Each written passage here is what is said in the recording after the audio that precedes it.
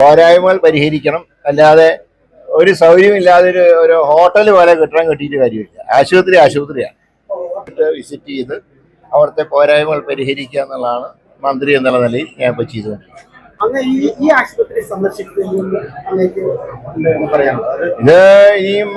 ഇതിന്റെ ഇൻകലിന്റെ ഉദ്യോഗസ്ഥന്മാരെ തിരുവനന്തപുരത്തേക്ക് വിളിപ്പിച്ചിട്ടുണ്ട്. ഈ പ്ലാൻ ഒരു ശാസ്ത്രീയമല്ലാത്ത പ്ലാനാണ്. നിർമ്മാണം അതെ, പ്ലാനിങ്ങും അതെ.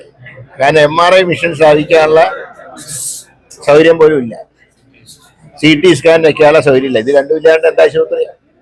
അപ്പോൾ അതേപോലെ ഉദ്യോഗസ്ഥന്മാരെ വിളിപ്പിച്ചിട്ടുണ്ട്. പിന്നെ ഇവിടെ റീറ്റെയിൽ വാള് കിട്ടുന്ന കാര്യം ജലവിഭവ മന്ത്രിയായിട്ട് ചർച്ച നടത്തുന്നു.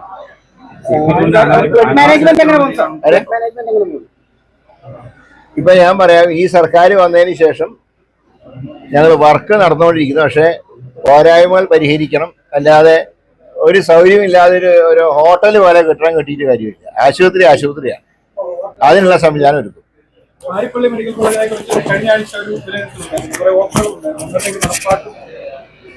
ആരിപ്പള്ളിയിലെ ഓരോ കാര്യങ്ങളും നടപ്പായിക്കൊണ്ടിരിക്കുക.